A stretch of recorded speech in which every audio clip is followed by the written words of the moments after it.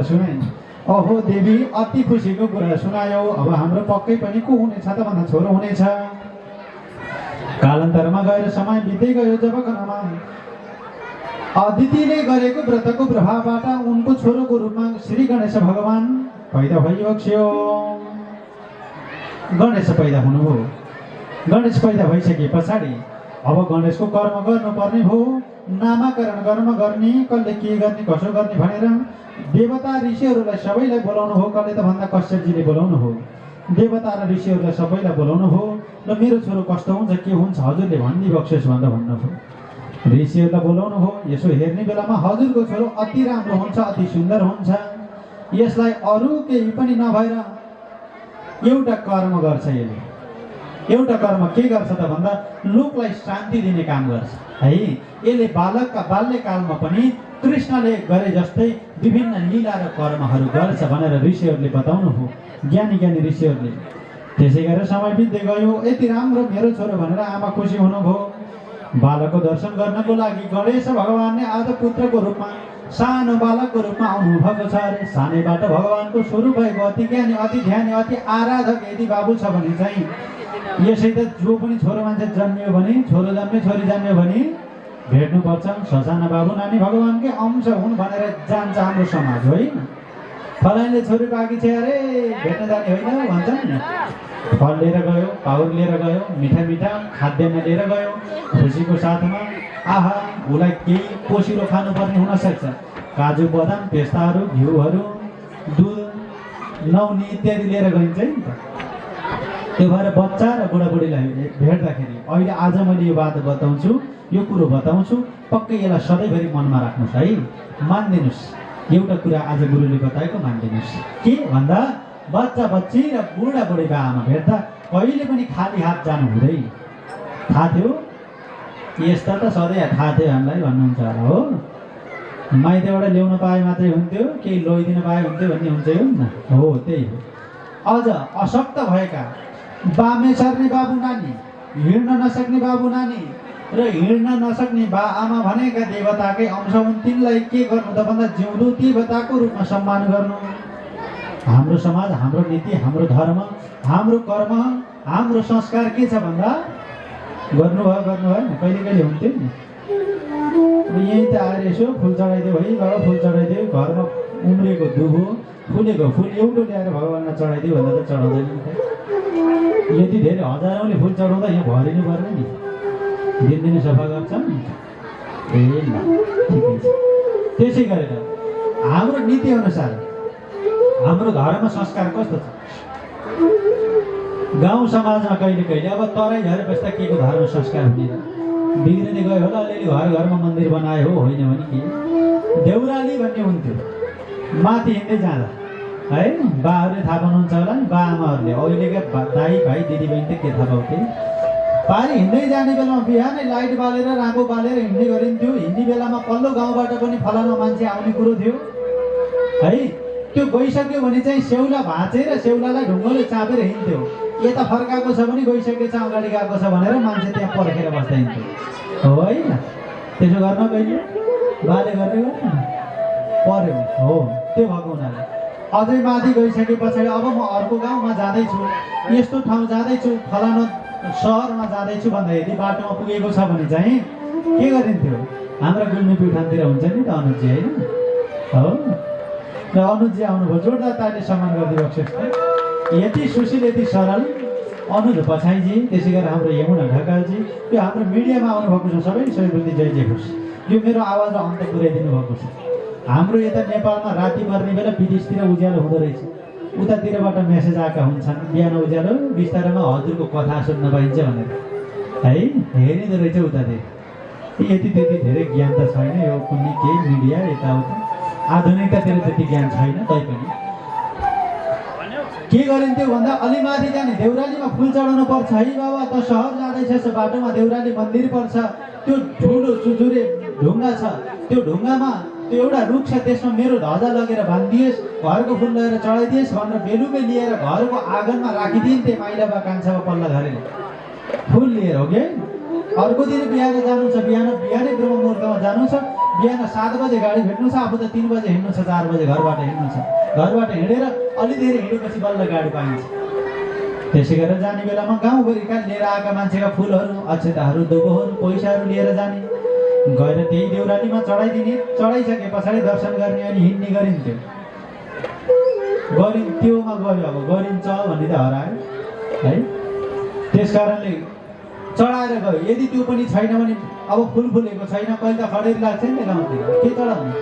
बाटोमा जाँदै जाँदा म बाटोमा गएर देउरालीलाई ढोगेर जानु छ, दाहिने पारेर जानु छ, कसैको फुल फुलेको छैन, एउटा फुलले भनेर लिएर जाने, कसैकोमा फुलै भेटिएन छ, आज त बिर्सियो फुलै ल्याउन, के गर्ने भन्दा नजिकै जाँदा घाँस पात केही छ भने त्यो घाँसै पात भए पनि चढाएर भगवान् जय भगवान् दाहिने पात है भनेर हिँड्ने हिँड्ने, केही पनि छैन, के गर्ने त? भगवान् सधैँभरि जेठो खडेरी मास लाग्यो, केही पनि घाँस पात केही पनि भेटेन, एउटा ढुङ्गो फालेर भए नमस्कार गरेर हिँड्यो भने देवतालाई त त्यति मानिन्छ भने जो वस्तुमा स्थित हुनुहुन्छ, जो पत्थरमा स्थित हुनुहुन्छ, त्यही त हामीले पढेको। भक्तिले पूजा गरिदेऊ, ढुङ्गामा देवता भेटिन्छ, कर्ममा जुटौँ, नेपाली गरिबी रेखा मेटिन्छ भनेर पढ्नु पर्थ्यो हाम्रो बेलामा किताबमा। अहिले त्यो बेचेर खाए पापीहरूले, बेचे नि त। कबाट कमल, कपुरी क भनेर पढे हो, कपुरी क भनेर पढे हो। अहिले कपुरी क हराए अरे, क भनेको ब्रह्म उवाच, हेर्नुहोस् क उवाच भनेर ब्रह्माजीको नाम क हो। क भनेको ब्रह्मा, पुरी भनेको नगर, क पुरी क ब्रह्मा बस्ने नगर, ब्रह्मा नगर भनेर सिकाएको छ एउटा अक्षरले। त्यो कसले जान्ने? त्यो अज्ञानीहरूले त्यसलाई मेटाइदिए, खाइदिए। कठैबाट देशको स्थिति गर्दा गर्दै त कुन पटमर्खको मर्न नसके बुद्धि सकियाले के गरेछ? ओम भन्ने शब्दकोशबाट हराउने भन्थ्यो अरे, हटाए छैन नि, सकेन। यस्तालाई भोट दिने तपाईँ कस्ता खै? यस्ता शिक्षाका ज्ञानी कसरी ज्ञानी खै? लिरी ए ओ ऐ औ भनेर पढ्नु पर्थ्यो, लिरी पनि हटायो कि? लिरी हटायो कि छ? छैन, हटायो है, हटायो, सके, बेचेर खायो। हाम्रो संस्कारै बेच्दिए। त्यसै गरेर के गर्नु त भन्दा अब गर्भमा सन्तान जन्मिसके पछाडि ऋषि आउनुभयो, सबै देवी देवताहरू आए आज पुत्रको रूपमा। भगवान् त साधारण बाबु भनेर आउनुभएको छ भनिसके पछाडि घरमा राम्रो पुत्र जन्मियो भने आकाशबाट देवता वायुको मार्फतबाट आउनु भएको हुन्छ, हामीले देखिया हुन्न नि त। ए कहाँबाट आए, कसरी आए? देवता वायुको मार्फतबाट आएर दर्शन गरिरहनु भएको हुन्छ। सबै देवताहरू आउनुभएको छ। ऋषि पत्नीले अदितिले पनि ऋषिहरूलाई सत्कार गरी आउनुहोस् भने बालकहरूलाई धेरै बताउँदै जानुभयो। अनि कस्तो हुन्छ, मेरो छोरीले मलाई पाल्छ कि पाल्दैन भन्दा बाबुलाई धेरै विघ्न आउन सक्छ भन्नुभयो। कालान्तरमा एक दिनको खण्डमा समय बित्दै गएको थियो, ऋषिले बताउनु भयो, त्यही अनुरूप हुँदै पनि गयो। कालान्तरमा आमाले बाबुलाई दुध चुसाएर बसे कि दुध चुसाएर जाति व्यक्ति चञ्चले कृष्ण जस्तै हुनुहुन्थ्यो, बाल गणेश, मधुदीकट नाम गरेको। गणेशको नाम, बाल गणेशको नाम के भयो त भन्दा मधुदीकट नाम गरेका बाबु। अति राम्रो महोदकट है बाल गणेशको नाम। अति सुन्दर बाबु, यति राम्रो बाबुको नाम के होला कसो होला भन्दा ऋषिले बताउनु भएको महोदकट नाम गरेको यसको नाम हुन्छ, यो त्रिलोकी अधिपति सर हुन्छ, यसले अत्यन्तै विघ्नहरू आइलाग्छन् यसलाई भन्दा लौ न बाबा कसैले मेरो छोरो मारिदिन्छ कि भन्दा चिन्ता नगर, जति अप्ठ्यारा भावहरूलाई पनि, अप्ठ्यारा समस्याहरूलाई पनि यसले सहजताको रूपमा निराकरण गर्दै जान्छ। त्यति भइसके चाहियो, खुसी भएन आमा। समय बित्दै गयो। एक दिन आमाले दुध चुसाएर बसिराखे कि त्यत्तिकै खण्डमा पल्लो ठाउँबाट एउटी राक्षस नै आइछ, कुख्यात भयङ्कर आँखा अनुहार बनाएकी। तर त्यहाँ देखिने बेलामा सुन्दरी रूपमा एउटी राक्षस नै आइपुगे। हेर्दै जाने बेलामा समय बित्दै गयो। त्यो बालकलाई यसो हेर्छु है, तिम्रो छोरो मैले समाउँछु भन्न थाले। जसै गरेर पुतनाले कृष्णलाई समाउन खोजेकी थिए, त्यसै गर्न थाले। यसो हेरी नजिक गएर यसो हेर्ने बेलामा कति राम्रो बाबु, दर्शन गरी नमन गरी, यति राम्रो छोरो त भगवान् कसैको पनि हुन्न होला भनी बखान गरी सुरुमा अति बखान गरी। यति राम्रो बाबुलाई मैले देख्न पाए हुन्थ्यो, मैले हेर्न पाए हुन्थ्यो। अति राम्री सुन्दरी भएकी, त्यति राम्रै देख्ने बेलामा भित्रीबाट राक्षस नि, बाहिरबाट रूपले राम्री। अब यो बाबुलाई मैले दुध चुसाउँछु भनेर अब आमा नभएको बेलामा बिस्तारै गएर बाबुलाई समाएर सँगसँगै खेल्ने भनेर लिएर गई। कालान्तरमा गएर गणेशजीले महोदकट नाम गरेका बालपुत्र गणेशले थाहा पाउनु हो। ये देवी तिमी त मेरै जीवनबाट मेरै हातबाट परमुक्ति चाहेकी रहेछौ। अत्यन्तै मेरै हातबाट मुक्ति चाहेकी रहेछौ। कालान्तरमा के गर्नुभयो, आफ्नो स्तनपान गराउँछु भनेर आफूसँगै खेलाउँछु भनेर लगेर यसलाई च्यापेर मार्छु भनेर लागेकी थिए। कालान्तरमा गणेश भगवानले उसको माथिबाट वज्र प्रहार गर्नुभयो। कहिले कहिले सुतेको बेलामा एक्कासी हार्ट अट्याक भएर मरिन्छ हो त्यस्तै। जब गनमा भगवानको वज्र आफूमा आइलाग्छ, केही नभएको मान्छे एक्कासी मरिन्छ।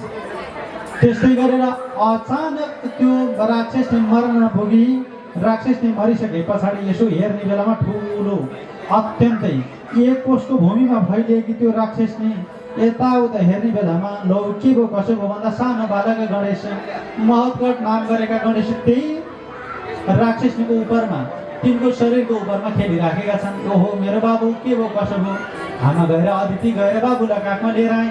लौ यो राक्षसनीको रहेछ, देख्ने बेला माथि राम्रै चाहिँ बाबुको दर्शन गर्छु भनेर आएकी, मार्ने उद्देश्यले आएकी रहेछ। कसले के गर्यो भन्दा पक्कै पनि बाबुले मार्यो भन्न थाल्यो अरूले। आमालाई कहाँबाट विश्वास लाग्ने, होइन कसरी विश्वास लाग्ने। मेरो छोरोले यति सानो उमेरमा यति ठुलो कर्म कसरी गर्यो आमाले पत्याउनु भएन। कालान्तरमा होइन कृष्णले गरे, है कृष्णले गरे भन्ने भयो। लौ त कृष्णले गरे सत्कर्म, लौ अर्थात् कसले गरे भन्दा महत्कटले बाल गणेशले गरे। हवस् ठिक छ। कश्यपले गएर लौ त लाग्यो कि के लाग्यो कि कसैले के आँखा लगाइदियो कि मेरो छोरोलाई भन्नुभयो। कालान्तरमा गौतले जौते जलाने तिलाने पानीले छर्कनु भयो। पहिले तिल पानीले नुहाइदिनु भयो, गहुँतले नुहाइदिनु भयो। त्यसै गरेर लिपेको गोबरको बिचमा राखेर फेरि गएर तिल पानीले नुहाइदिनु भयो। स्नान गरेर पण्डितहरूलाई बोलाएर ब्राह्मणहरूलाई बोलाएर वेदका मन्त्रले सृष्टि शान्ति गराउनु भयो। अब ख्याल गर है, अलि ख्याल गर। छोरोलाई ख्याल गर्नु पर्दैन। सानोमा ऋषिले भनेका छैनन् महाधर्म सङ्कटहरू आइलाग्छ भने होइन, ख्याल गर के गर्छौ तिमीले भन्दा हुन्छ। हवस् पत्नीलाई भन्नुभयो कश्यपले, हवस् हुन्छ। समय बित्दै गयो। फेरि एक दिनको खण्डमा घरको आँगनीमा दुईवटा परिवार जोडी परिवार टुकुर टुकुर टुकुर टुकुर चढिराखेका छन् है, दाना खाए जस्तो चरिराखेका छन्। अनि काखमा खेलिराखेका बहुत कड्या आफ्नै आमा अतिथिलाई भन्न थाल्नुभयो, मेरी आमा भन्दा हजुर हेर्नुहोस् त कति राम्रो दुईवटा परिवार, म तिमीलाई समाउँछु है। ए बाबा परिवार समाउनु कसले सक्ने, कहिले कहिले बिरालोले समायो हो, नत्र मान्छेले समाउनु कहाँ सकिन्छ। होइन बाबु नआँट, त्यो परिवारको नजिकै गयो भने तिमी नजाँदै उठ्छ बाबु, नजाऊ है तिमी नजाऊ भन्नुभयो। त्यसै गरेर अलि नजिक जानुभयो। आमाको कुरालाई नमानेर नजिक जाने बेलामा दुईवटा परिवार नै सुगा, तिनी सुगा अलि नजिक जाने बेलामा यसो हेर्ने बेलामा अलि तिनी पनि राक्षसको स्वरूपमा आएका थिए। जब गनमा यसलाई हामीले के गर्छौँ त भन्दा उडाउँछौँ, यसलाई च्यापेर हाम्रो दिव्य शक्ति प्रयोग गर्छौँ। युवक लामिछानेज्यू आउनुभयो, जोरदार तालीले सम्मान गरिदिनुहोस् त। हाम्रो यो यज्ञका नायक भने पनि हुन्छ। अहोरात्र हे भगवान्, घरको यज्ञभन्दा धेरै खटिरहनु भएको छ, तपाईँको त जय होस्। सधैँ सधैँ तपाईँलाई भुल्न सकिने भइएन नि त। यो सम्मान गरिदिनुहोस् त। युवक लामिछानेज्यू यही टोल है हजुरको, ल जोरदार तालीले सम्मान गरिदिनुहोस्। यही टोलका मान्छे, उहाँकै अथक प्रयासबाट यो कोटी होम यसरी भव्य सभ्य हुँदैछ। भोलिको कलश यात्राको दौड रह होला नि त है। कति बजे? भोलि बिहान 7 बजे, थाहा छ? भोलि बिहान 7 बजे हामी गुरुहरू यहाँ जति गुरु छौँ सबै गुरु आउने, तपाईँहरू पनि आउने। 10 बजीसम्म कथा हुन्छ, थोरै सुत्ने अब है। बिहान उठेर 7 बजे कलश यात्रामा आउने। कलश यात्रा भव्य 11,000 बढी भक्तजन आउने कुरो छ।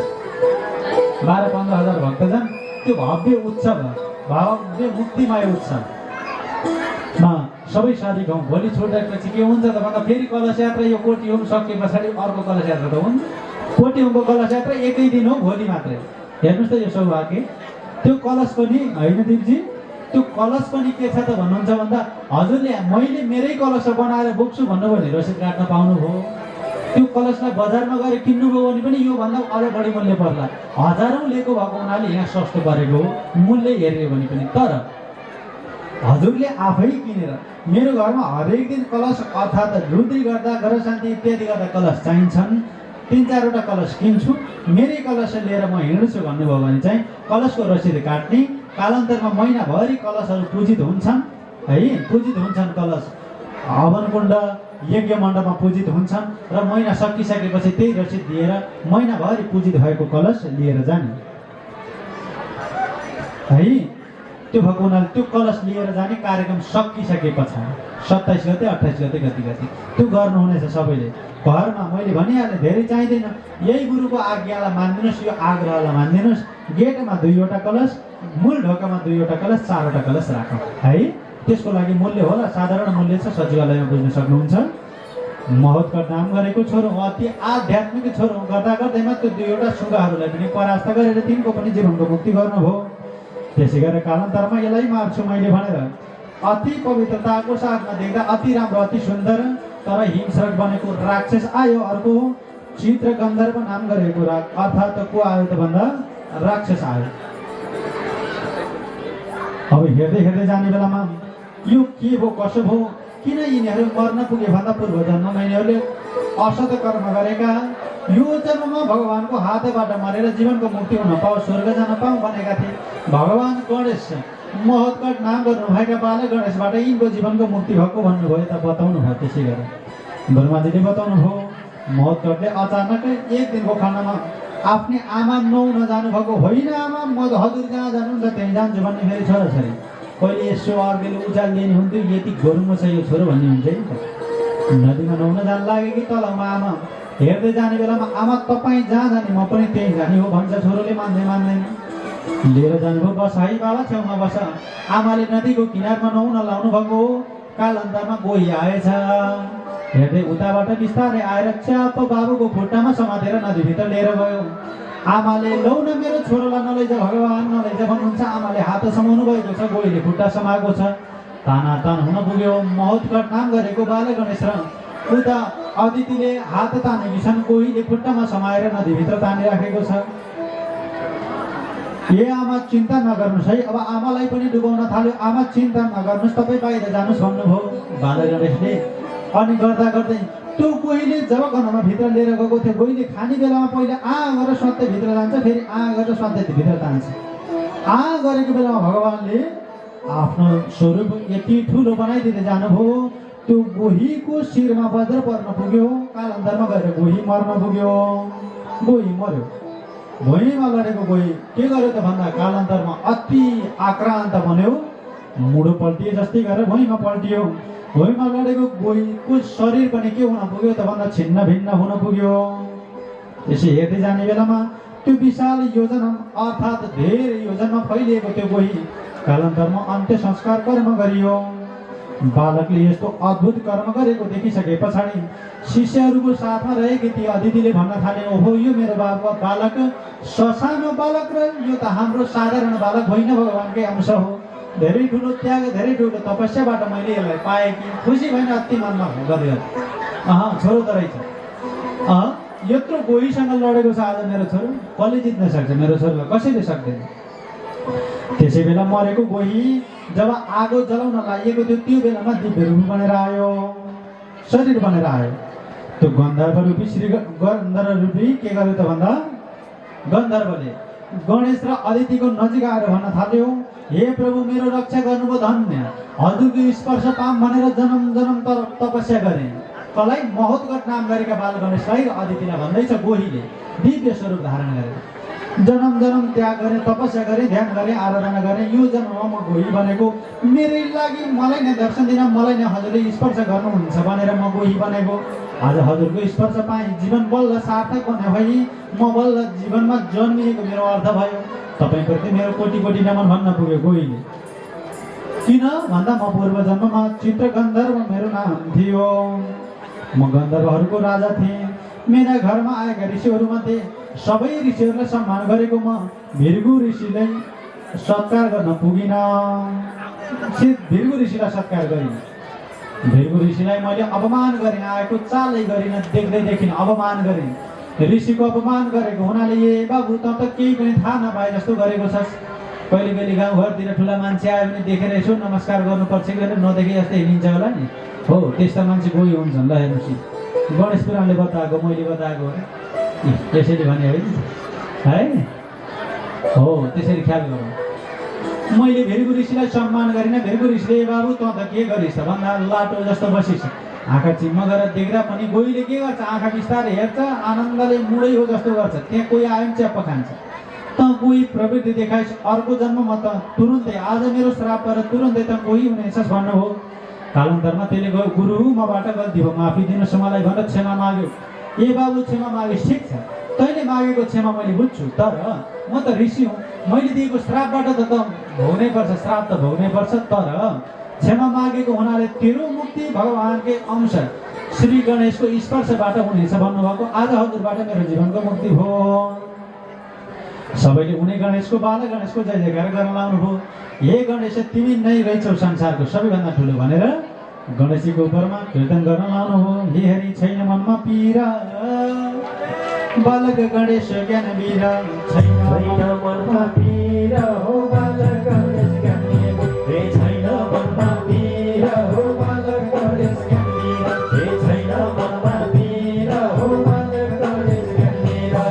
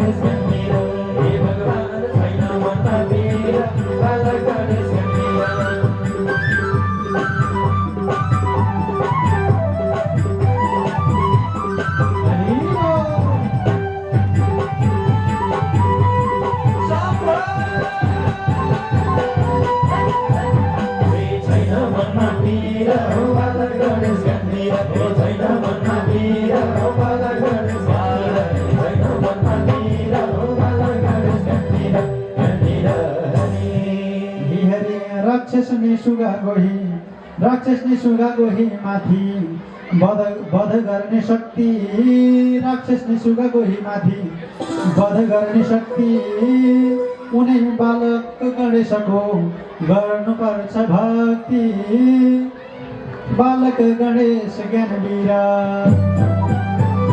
हे छैन मनमा पीरा हो बालक गणेश ज्ञान वीरा हे छैन मनमा पीरा हो बालक गणेश ज्ञान वीरा।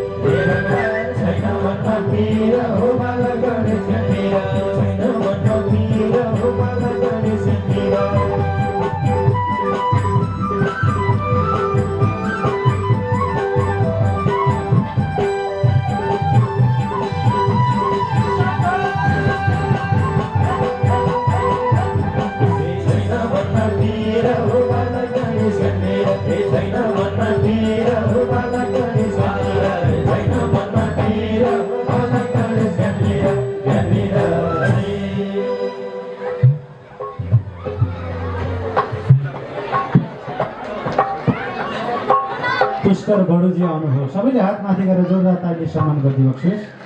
हाम्रो फोटो पत्रकारजी हुनुहुन्छ पुष्कर बडुजी, जय जय होस्।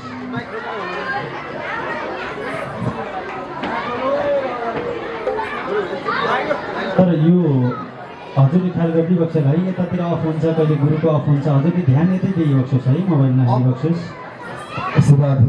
यो अफ नगरिदिन्छु ल गुरुदेव।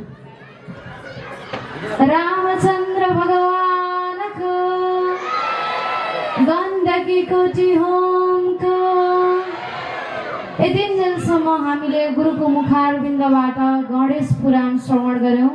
अब हामी बीच अति आदरणीय परम वन्दनीय धार्मिक व्यक्तित्व अतिथि गुरुदेवहरूको पनि आगमन भएको छ। यति बेला हामीसँग उमाकान्त पौडेलज्यू जसले हाम्रो मानव सेवा फाउन्डेसनको निमित्त श्री गण्डकी कोटी होमको निमित्त अहोरात्र खचिएर सहयोग गर्नुभएको छ। उहाँलाई अतिथिको आसन ग्रहण गरिदिनु हुन म विनम्रपूर्वक अनुरोध गर्दछु। एकचोटि जोरदार तालीका साथमा सम्मान गरौँ। त्यसै गरी हुनुहुन्छ अति आदरणीय परम पूजनीय गुरुदेव सागर चपागाई हुनुहुन्छ पर्वत। जब पुग्यो 40 जहान बच्चा 40, जब पुग्यो 50 खानमा आयो बतास, जब पुग्यो 60 हातमा आयो लाठी, जब पुग्यो 70 कुनातिर भौतारी, जब पुग्यो 80 मझेरीमा बसी, जब पुग्यो 90 यो ज्यान हब्बे कपे, जब पुग्यो 90 यो ज्यान हब्बे कपे, जब पुग्यो 100 एमराजको भए, जब पुग्यो 100 एमराजको समाजले सताल भन्छन्। हामी मरेर जाँदै गर्दाखेरि अघि उदाहरण देखिसक्नु भएको छ हाम्रा कलाकारहरूले। तपाईँहरूमा कलात्मक ढङ्गबाट यहाँहरूलाई प्रस्तुति दिनुभएको थियो। हामी मरेर जाने बेलामा एउटा सियो त सँगै लान पाइँदैन भने यो संसारबाट हामीले लिएर जाने के हो? यो संसारबाट हामीले लिएर जाने भनेको एउटा कीर्ति हो, हामीले लिएर जानु भनेको धर्म हो, सत्कर्म हो। यसकारणले बाँचुन्जेली अरूलाई तपाईँले नराम्रो गर्नुहोला, केही समय अरूको बर्बाद बनाउनुहोला, तर बाँचेर पनि जिन्दगीभर नराम्रो हुने तपाईँलाई नै हो। यस कारणले सबैजनालाई सेवाको भावमा जुट्नको लागि अनुरोध गर्न चाहन्छु। मानव सेवा फाउन्डेसनले मामा घर अनाथालय आश्रम बनाइरहेको छ, म तपाईँलाई जानकारी दिन चाहन्छु। गुरु